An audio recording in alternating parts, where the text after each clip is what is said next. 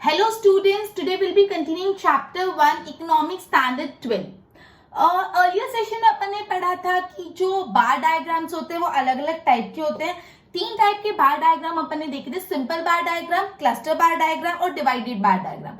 अपन ने सिर्फ ये समझा था कि बार डायग्राम तीन टाइप के होते हैं, simple bar diagram, cluster bar diagram and divided bar diagram. आज अपन ने तीनों को एक एक करके डिटेल में पढ़ेंगे। तो सबसे पहले स्टार्ट करते हैं सिंपल बार डायग्राम से, राइट। तो बेसिकली सिंपल बार डायग्राम में ना एक वेरिएबल होता है, एक बेस ईयर होता है या बेस होता है, और जो सेक्शंस होते हैं ना वो भी एक होते हैं। मतलब कंफ्यूजिंग लग रहा है इसको ना, जब मैं एग्जांपल दूंगी तो ज्यादा इजी हो जाएगा। अभी टेक्स्ट बुक्स देखो, टेक्स्ट बुक में पेज नंबर 5 देखो। पेज नंबर 5 में देखो, आपको ना ये टेबल दे दी है, टेबल 1.5 है, देख रहे हो। उसमें मंथ्स दे दिए, मंथ्स मतलब जन, फेब, मार्च, अप्रैल, मई, जून, जुलाई, अगस्त, सितंबर, अक्टूबर, नवंबर, दिसंबर, और सामने की कॉलम में दे दिया सेल्स इन यूनिट। मतलब जनवरी फरवरी में 35 यूनिट्स बेचे, मार्च अप्रैल में 60 यूनिट्स बेचे, जुलाई अगस्त में 40 यूनिट्स बेचे, सितंबर अक्टूबर 50, नवंबर दिसंबर 30।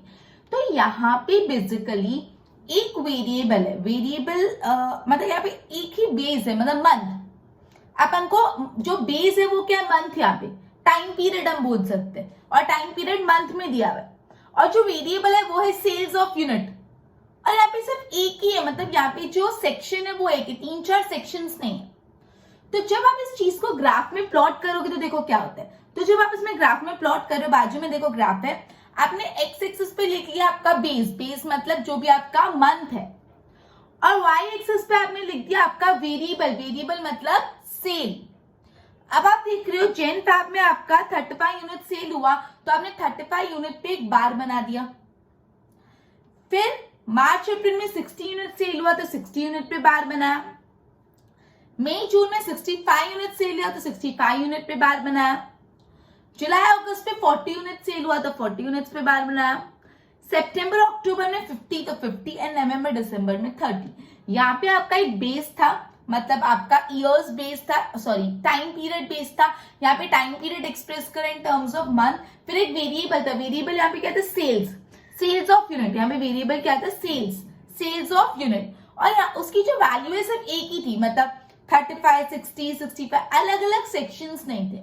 तो ये था अपना सिंपल बार डायग्राम, जिसमें basically represent value of only one variable over a base year. मतलब एक वेरिएबल की value over a base year, over a base, base मतलब it could be years, it could be अलग अलग regions और anything. तो basically यहाँ पे एक ही वेरिएबल होता है एक बेस पे, ठीक है। और आपका एग्जाम्पल मैंने बताया। अब जो आता है cluster bar diagram. Cluster bar diagram में बेसिकली क्या होता है, एक कॉमन वेरिएबल होता है, कॉमन बेस होता है। वेरिएबल भी कॉमन होता है, बेस भी कॉमन होता है।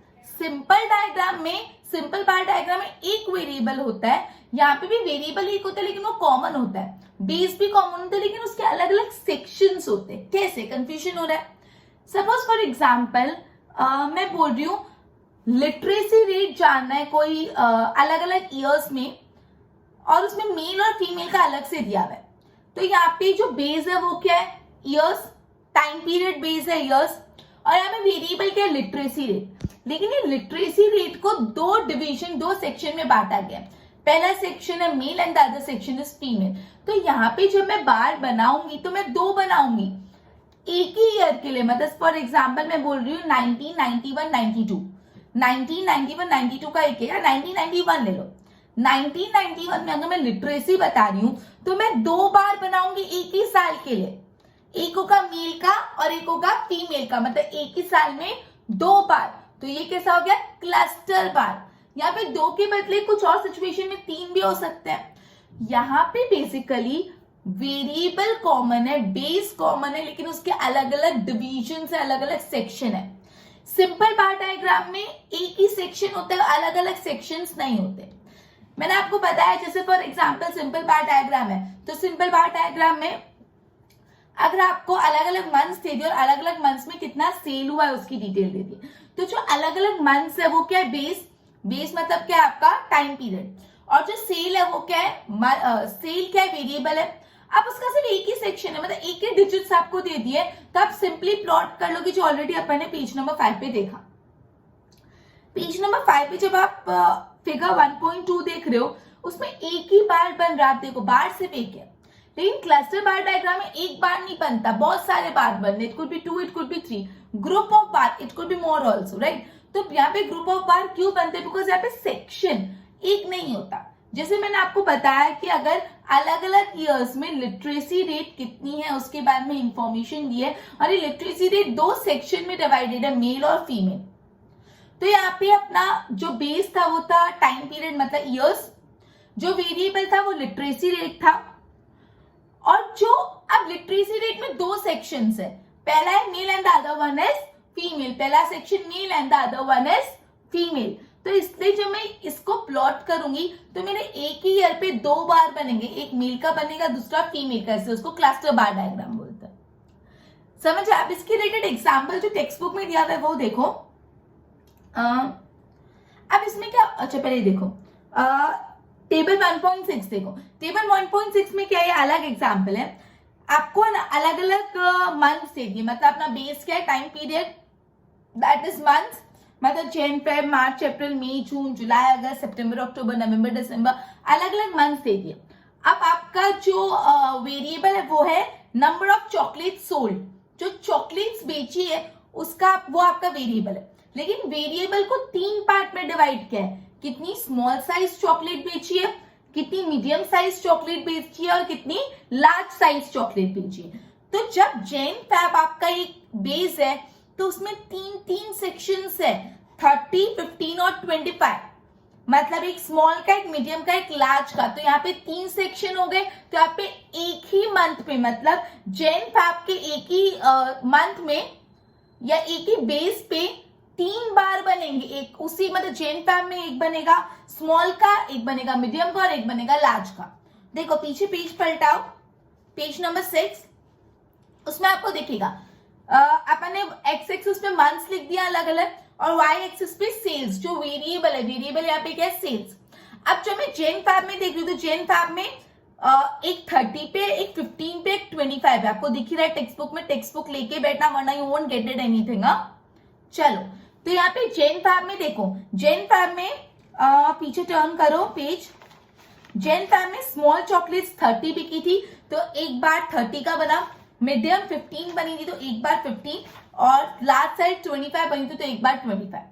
फिर उसी तरह मार्च अप्रैल में एक बार 40 का बनेगा, दूसरा 25 का और तीसरा 50 का। मतलब एक ही बेस पे आप 3 बार बना रहे, बिकॉज जो आपका वैल्यू है वो 3 सेक्शंस में डिवाइडेड है। तो इस टाइप के डायग्राम को बोलते हैं क्लस्टर बार डायग्राम।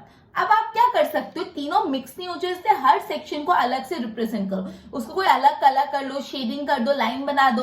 देखो जैसे आप पीछे पेज टर्न करोगे ना, पेज नंबर 6 पे, तो देखो एक को ब्लैक कर दिया है पूरा, देखो यहाँ पे एक को पूरा ब्लैक कर दिया है, एक को लाइनिंग की है, दूसरे में अलग टेक्सचर दिया है। तो बेसिकली हर बार में कुछ अलग टेक्सचर करो जिससे ज्यादा क्लैरिटी है। ओके, आई थिंक क्लियर हुआ इतना। अपन ने अभी तक 2 टाइप के बार डायग्राम, अब तीसरा भी पढ़ने वाले हैं अपन, डिवाइडेड बार डायग्राम। पहले इतना क्लियर कर लो। सिंपल बार डायग्राम में एक बेस, एक वेरिएबल, एक ही सेक्शन। क्लस्टर बार डायग्राम में कॉमन बेस, कॉमन वेरिएबल, लेकिन मल्टीपल सेक्शंस, बहुत ज्यादा सेक्शन है, एंड ऑलरेडी अपन ने इसको एग्जांपल के थ्रू समझा। अब डिवाइडेड बार डायग्राम में क्या होता है वो पढ़ने से पहले इसको पहले बोर्ड के थ्रू मैं आपको गो थ्रू करा देती हूँ, right. Okay, meaning and example of simple bar diagram. Simple bar diagram represent value of only one variable over a base year, say various regions or year. यहाँ पे देखो section कुछ नहीं बोला, सेक्शन तो एक ही होता है, एक वेरिएबल, एक बेस और सेक्शन एक। यहाँ पे एग्जाम्पल है, देखो मंथ से अलग अलग, जैन टू फेब टू मार्च, सब अलग अलग मंथ है। और जो देखो ये जो मंथ है ना वो क्या है, आपका बेस, दैट इज आपका टाइम पीरियड। और ये जो सेल्स है ना वो क्या है, आपका वेरिएबल। और सेल्स की यूनिट देखो सेक्शन एक ही है, सिर्फ सेक्शन एक ही है। तो इसमें सिंपल बार डायग्राम बनेगा जो मैंने यहाँ पे बनाया है। अलग अलग मंथ्स को मैंने बेस में लिया और जो भी सेल्स थी उसको वाई एक्सिस पे, और मैंने 2 ऐसे ही रफली बनाया। मेरे पास जगह का कंस्ट्रेंट था, ऑलरेडी टेक्स्ट बुक में से मैंने समझा दिया, मतलब एक ही बार बन रहा है, दिख रहा है ना। अभी cluster bar diagram, cluster bar diagram in this type of graph value of common variable over a common base are given for more than one section. ये सबसे इंपॉर्टेंट है, for more than one section. मतलब यहाँ पे variable common है, base common है, लेकिन more than one section, एक से ज्यादा सेक्शन है. ओके, तो hence we get the cluster of bars. इसलिए अपन को एक बार नहीं मिलता, अपन को क्लस्टर ऑफ बार मिलता है for the same variable. Example, base is time period. देखो बेस क्या है? Time period. वेरिएबल है literacy rate, but its value are represented in two category, that is male and female. जो मैंने समझाया, suppose base आपने टाइम पीरियड ले लिया, वेरिएबल ले लिया लिटरेसी, और लेकिन लिटरेसी को अगेन दो पार्ट में बताया, एक मेल और एक female. For one time period 2 bars are drawn. तो यहाँ पे एक ही टाइम पीरियड के लिए कितने बार बनेंगे? 2. एक मेल के लिए and the other one is female. Each bar is colour differently, और हर बार को आप अलग कलर कर लो जिससे क्लैरिटी आ जाए. तो देखो यहाँ पे मैंने बहुत कंजस्टेड डायग्राम बनाया, एक बार मेरे पास स्पेस कंस्ट्रेंट था इसलिए. देखो यहाँ पे जैन, फेब, मार्च, अप्रैल, मई, जून, 3 टाइम पीरियड मैंने लिखे. चॉकलेट सोल्ड SML, मतलब S मतलब स्मॉल, M मतलब मीडियम साइज और L मतलब लार्ज साइज. ये चॉकलेट सोल्ड का डेटा दे दिया. और ये यहाँ पे मैंने सिर्फ एक ही जैन फैब का ही बताया क्योंकि जगह नहीं थी. तो देखो जैन फैब में यहाँ पे कितने बार्स बने? 3 बार. एक 30 पे, एक 15 पे और एक 25 पे. मतलब जो 30 वाला है वो रिप्रेजेंट करता है स्मॉल साइज चॉकलेट, 15 वाला रिप्रेजेंट करता है मीडियम साइज चॉकलेट, और 25 रिप्रेजेंट करता है लार्ज साइज चॉकलेट. तो बेसिकली यहाँ पे एक ही टाइम पीरियड, मतलब सिर्फ जैन फैब के लिए कितने बार्स बने? 3 बार बने. आई होप इतना क्लियर हुआ. एक बार अच्छे से इसको नोट कर लो, फिर मैं नेक्स्ट टॉपिक पे डिवाइडेड बार डायग्राम पे शिफ्ट करती हूँ. देख लो एक बार अच्छे से.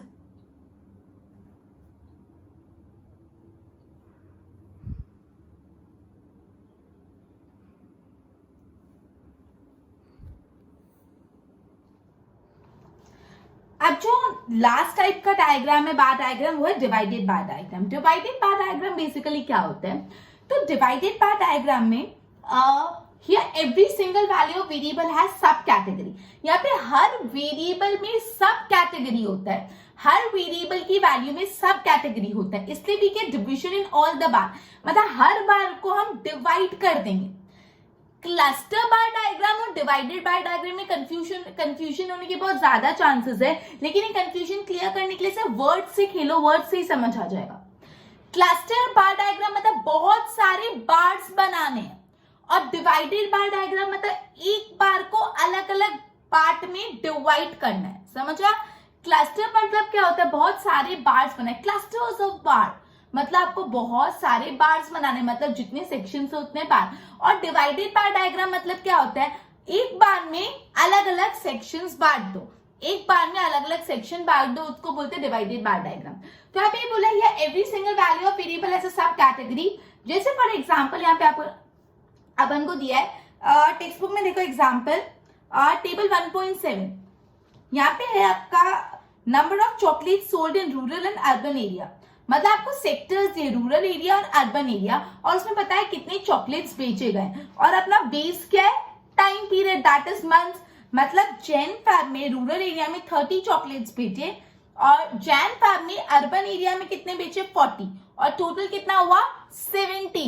मतलब जैन फैब में टोटल 70 चॉकलेट्स बेची है, उसमें से 30 चॉकलेट्स रूरल एरिया में बेची है and 40 chocolates are sold in the urban area.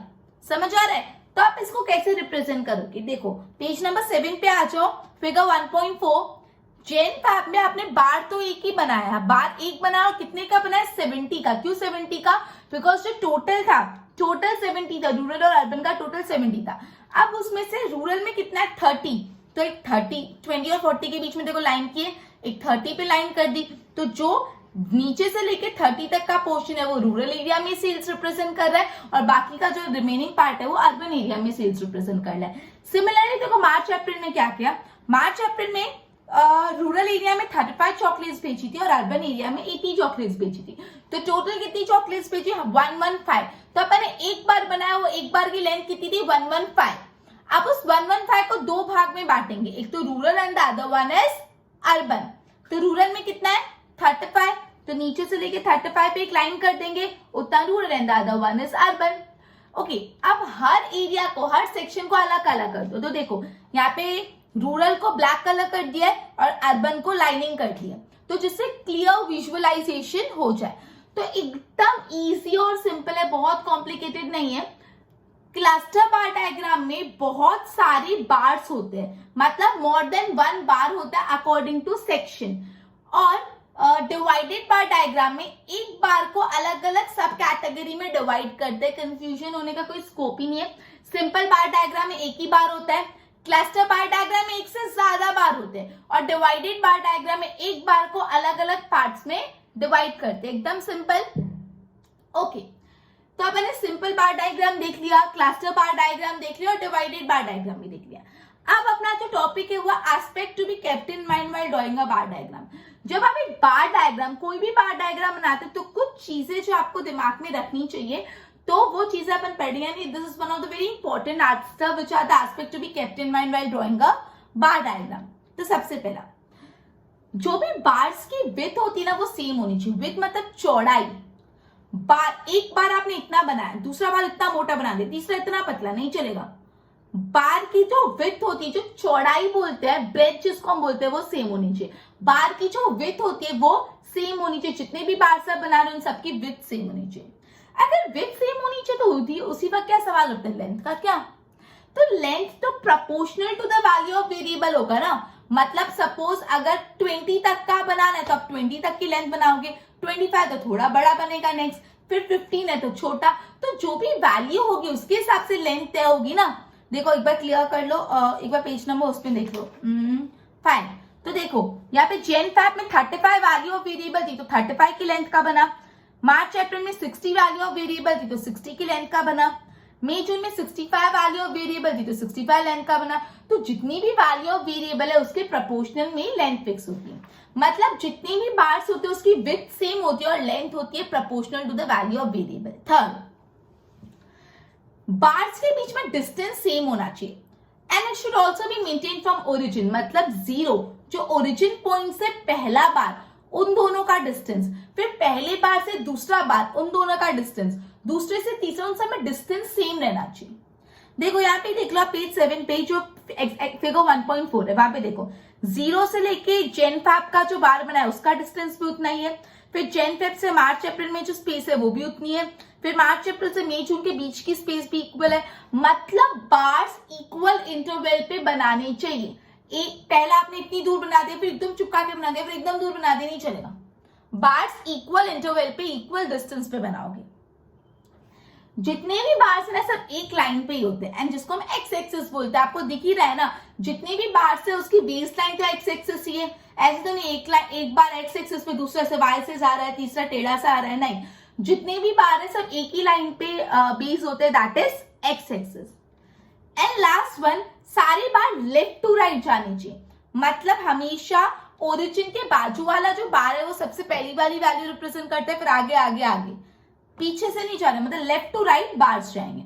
तो 5 एकदम सिंपल पॉइंट है, that is which are the aspect that need to be kept in mind while drawing a bar diagram, right. तो aspect to be kept in mind while drawing a bar diagram, पहला the width of the bar should be equal. जितने भी bars हैं सबकी width कैसी होनी चाहिए, equal होनी चाहिए। दूसरा, बार की जो लेंथ है should be proportional to the value of variable. जो भी आपका वेरिएबल है उसकी वैल्यू से प्रोपोर्शनल होनी चाहिए। Then all the bars should be at the proper distance, proper और इक्वल डिस्टेंस पे होने चाहिए। फिर all the bar should rest at one line, सारे बार एक बेस लाइन पे होनी चाहिए जो एक्स एक्सिस, मतलब जितने भी बार आप बना रहे हो आप एक्स एक्सिस पे बना रहे हो। And the last one is all the bar should be arrange left to right. अपन ने भी डिवाइडेड बार डायग्राम पढ़ा, जो एक बार को अलग अलग डिवीजन में बांटते हैं, और दूसरा aspect to be consider while drawing bar diagram. I hope इतना क्लियर हो। एक बार इसके बोर्ड से गो थ्रू करवाती हूँ आपको, right. Divided bar diagram, Here every single value of variable has a sub category. Her value के वेरिएबल का सब कैटेगरी होता है। Hence we get division in all the bars. सारे बार्स में अपन को डिवीजन मिलता है which represent a common variable and a common base.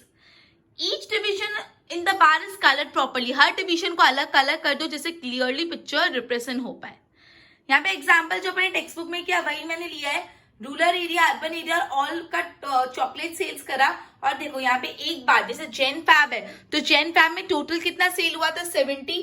तो पहले मैंने जेन फैब में 70 का पूरा बार बना दिया। फिर उसमें रूरल एरिया में 30 सेल हुआ था तो पहले नीचे से 30 बना दिया और बाकी का अर्बन एरिया में। सिमिलरली मार्च अप्रैल का भी ऐसा, जो रूरल एरिया था उसको मैंने लाइनिंग कर दिया और अर्बन को खाली छोड़ दिया। मतलब एक ही बार में 2 डिवीजन बन गए, रूरल और अर्बन। बार एक से ज्यादा नहीं बना लेकिन एक ही बार में 2 डिवीजन। अब this one is important. What are the aspect to be considered while drawing bar diagram? First, all bar should be of equal width. जितने भी बार है सबकी विड्थ कैसी होनी चाहिए? Equal. Other one, length of the bar should be proportional to the value of variable. जो भी bar की लेंथ है it should be proportional to the value of variable. Distance between all bar should be equal and maintain from first to origin. जितनी भी bars उन सबका distance equal होना चाहिए. इनफैक्ट फ्रॉम ओरिजिन से भी ये चीज मेंटेन होनी चाहिए. मतलब ओरिजिन और फर्स्ट बार के बीच में भी उतना ही गैप होना चाहिए जितने बाकी के bars. All bar should be rest on the same line that is x axis and all bar should go from left to right. ठीक है, आई होप इतना क्लियर हुआ. एक बार इसकी नोट्स बनाओ अच्छे से.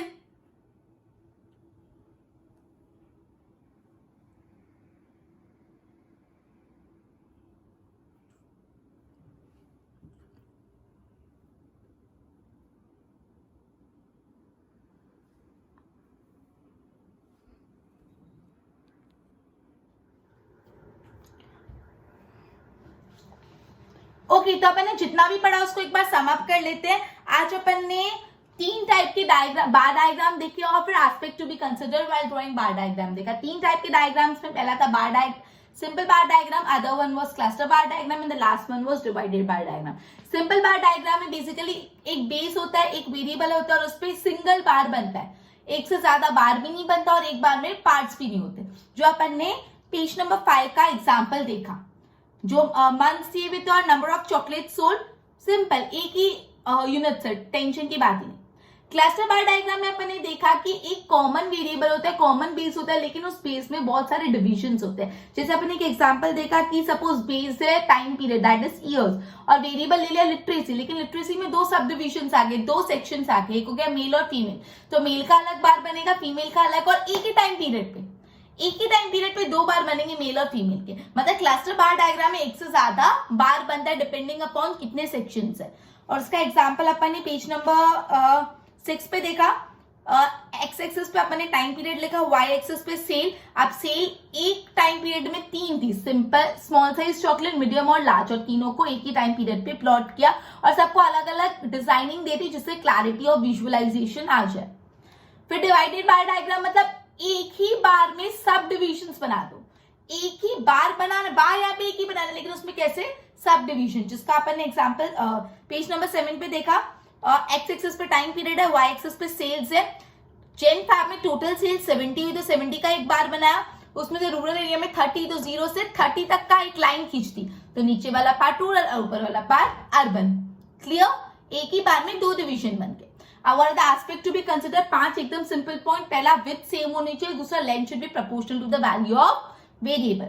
तीसरा distance between the all bar should be equal. Fourth one is all bar should be drawn on the same base that is x axis and the last all bar should go from left to right.